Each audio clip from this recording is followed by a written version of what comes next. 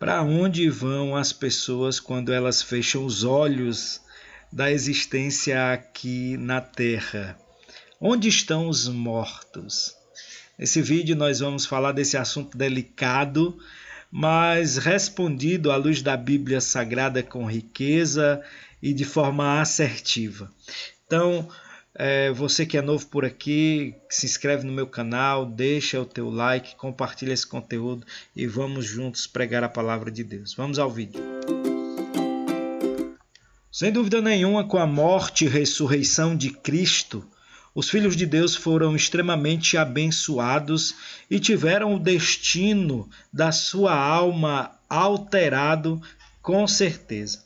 Se o nascimento de Cristo foi um divisor de águas na história e no mundo, nós podemos dizer que no âmbito do destino dos mortos, a sua morte e ressurreição também teve influência tremenda.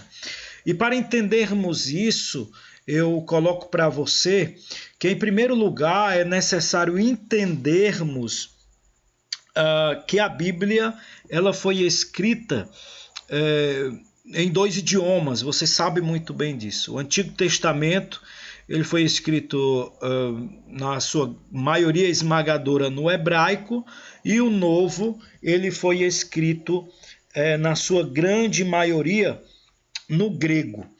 E duas expressões elas são comuns para entender o destino dos mortos antes da ressurreição de Cristo, que são duas expressões ricas e de forma continuada repetidas nas Escrituras Sagradas. São essas. No Antigo Testamento, o lugar onde os mortos iam era chamado de Sheol. Já no Novo Testamento, ele era chamado de Hades. Mas Hades e Sheol, tanto Hades como Sheol, na Bíblia Sagrada, corresponde ao destino dos mortos antes da vinda da morte e ressurreição de Cristo, Quando Cristo ele veio a essa terra, os mortos eles tinham um destino. Qual era? Era o Hades ou o Sheol. Hades e Sheol correspondem à mesma coisa, que quer dizer o lugar de destino dos mortos. Guarda isso, antes da morte e ressurreição de Jesus. E a figura é essa daqui, tá? A figura é essa, meu querido, o que era o Hades, ou o que representava o Hades, um mapa, né, do Hades, representado nessa figura, nessa ilustração. Hades ou Sheol, né? O que muda é só a língua escrita. O que era Hades no Antigo Testamento, o que era Hades no Novo, no Antigo Testamento era chamado de Sheol. Do lado esquerdo, né, da sua tela que você está assistindo aí, você vai ver que está o lugar onde jaziam as almas dos falecidos ímpios, desde o princípio até a ressurreição de Cristo. E elas estão lá, continuam lá para o juízo final. Isso do lado direito da sua tela. Do lado esquerdo da sua tela tem ali o lugar chamado Seio de Abraão, que também é chamado de paraíso por muitas das vezes. Ali, claro, desde o princípio até a morte de Cristo estão os justos, né? Estão os justos. E no centro existe ali o grande abismo. Esses dois lugares, tanto o seio de Abraão como o lugar dos ímpios, ele é intransponível. Nenhum vai para o lado do outro, nem o outro vai para o lado de um. Tá certo? E é intransponível. E outra coisa a se observar aqui é que no Hades, ou Sheol, tanto ímpios quanto justos, eles estão em plena consciência, tá? Eles estão em plena consciência. No seio de Abraão, eles usufruem de uma paz tremenda, eles usufruem de uma alegria, de um gozo interminável, eles usufruem da bênção, da plenitude da bênção, do bem, né? O seio de Abraão. Já no lugar dos ímpios aqui, no Hades, onde eles estão, né? E estavam também antes da morte de Cristo, é claro que é o oposto, né? É tormento, sofrimento, choro e, detalhe, vale a pena reforçar essa expressão, plenamente conscientes. Ambos não podem migrar nem para um lado nem para o outro, né? Não podem inverter, ir para outro lado de forma nenhuma. Então esse era o cenário do Hades. O Hades era isso. Quando morria alguém, por exemplo, Davi morreu, foi para onde? Foi para o Hades. O Hades, com 3 compartimentos, seio de Abraão, abismo e lugar dos ímpios, claro que Davi, creio eu, foi para o seio de Abraão, lugar do justo. Então, até a morte de Cristo, ele permaneceu lá. Vejamos então aonde fica, né, o que mudou, né? Perdão, o que mudou? Jesus ele disse em Mateus 16 e 18 que as portas do inferno ela não prevaleceriam contra a sua igreja. É claro que ele estava falando também da realidade da morte, né? E quando ele falou isso, é evidente que ele alteraria algum cenário com relação ao destino dos mortos, tá certo? E aí eu vou para o versículo base para me aplicar ou expor essa verdade revelada. Aqui em Lucas, capítulo 23 e o verso 43, aquele episódio quando ele está na cruz, um ladrão zomba, escarnece e o outro acredita na sua mensagem e que ele era realmente o Filho de Deus. Em resposta a um pedido que esse ladrão fez, que quando entrares no teu reino se lembra de mim, esse pedido famoso, Jesus responde o seguinte: e disse-lhe Jesus, em verdade te digo, que hoje, imediato, né, estarás comigo no paraíso. Aí você vai olhar para mim e dizer assim: ora, irmão, você disse que o seio de Abraão, antes de Jesus, também era chamado de paraíso. Sim, era chamado de paraíso. Mesma nomenclatura.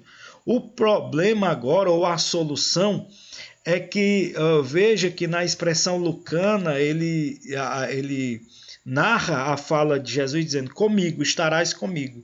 Ou, em outras palavras, você vai acompanhar-me para onde eu for. E aonde eu vou é o paraíso. E aqui nós vamos perceber, na fala do apóstolo Paulo, que houve uma alteração de onde estava o seio de Abraão para onde está hoje o paraíso, né? O paraíso, o seio de Abraão, ele foi alterado. Olhe para cá que a Bíblia é clara em dizer que quando Jesus ele morreu, ressuscitou, ele foi até as regiões, né, dos mortos, e ele fez isso aqui que Paulo diz, ó. Ora isto, ele subiu, que é senão que também antes tinha descido É até uma expressão um pouco redundante de Paulo, né? As partes mais baixas da terra. Aquele que desceu é também aquele que subiu acima de todos os céus para cumprir todas as coisas. Aí o texto prossegue dizendo que ele levou cativo o cativeiro. O que aconteceu segundo a doutrina bíblica?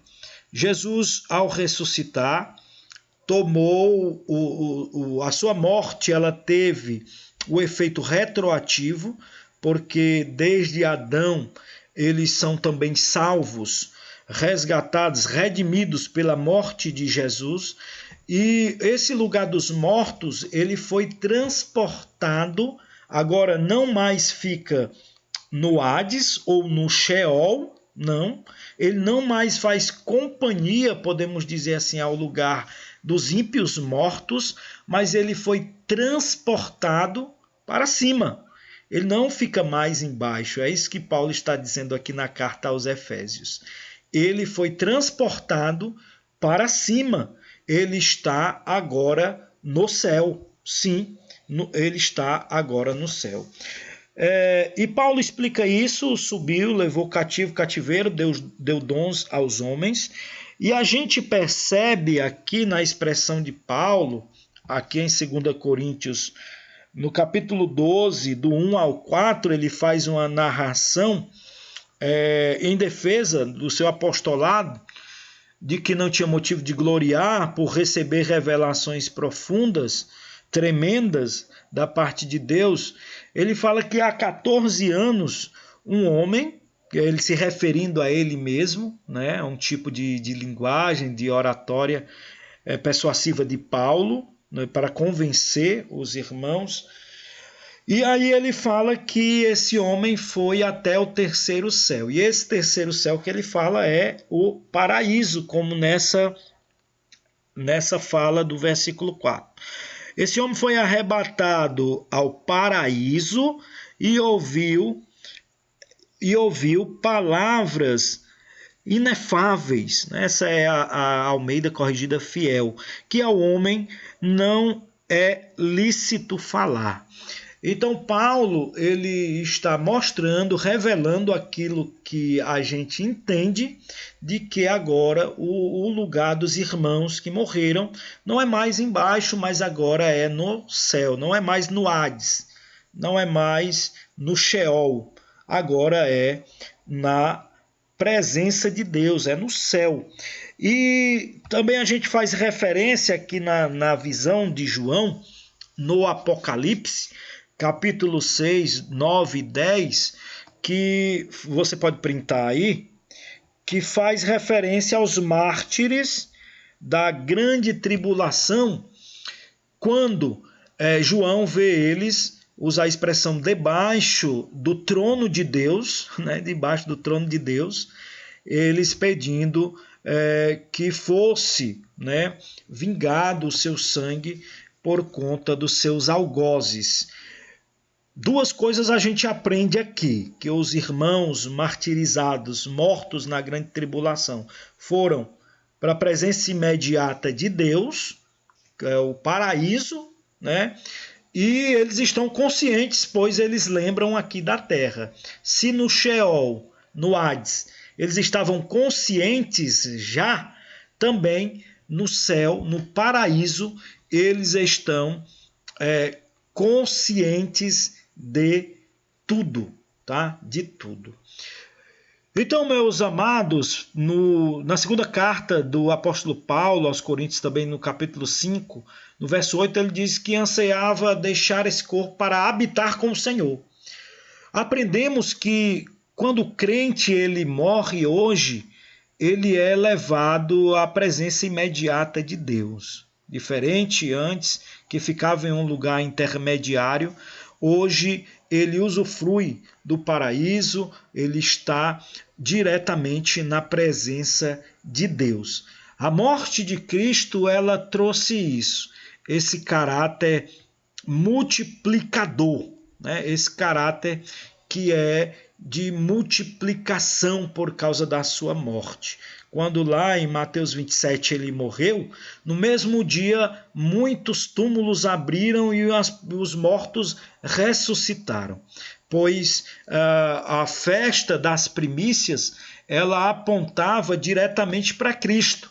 Quando na cerimônia, no dia do sábado, o sacerdote pegava um molho, um feixe de trigo, abanava no sinal de espalhar o fruto daquela colheita. Ou seja, a morte de Cristo, ela trouxe vida, ela trouxe a esperança de um dia usufruirmos de toda a eternidade ao lado do Pai. Então, o crente hoje, ele, ao fechar os olhos aqui, ao dormir no Senhor, né, a expressão que usamos. Quando vamos dormir no Senhor, nós cremos pela palavra de Deus que estamos indo diretamente para a presença de Deus, imediatamente para a presença de Deus. E os ímpios? Os ímpios continuam lá, no Hades, no Sheol, sendo atormentado, passando por momentos terríveis por causa da sua desobediência, do seu escarnecimento e por causa que não quiseram saber nem ter compromisso com o Deus da Bíblia, tá bom? Então Hades ainda continua lá, só que hoje habitado apenas pelos ímpios, pois com a morte de Cristo ele levou cativo os cativeiros e os mortos em Deus, em Cristo, eles habitam hoje na presença imediata de Deus. Deus abençoe a sua vida, até o próximo vídeo e não se esqueça de se inscrever aqui no canal. Um forte abraço.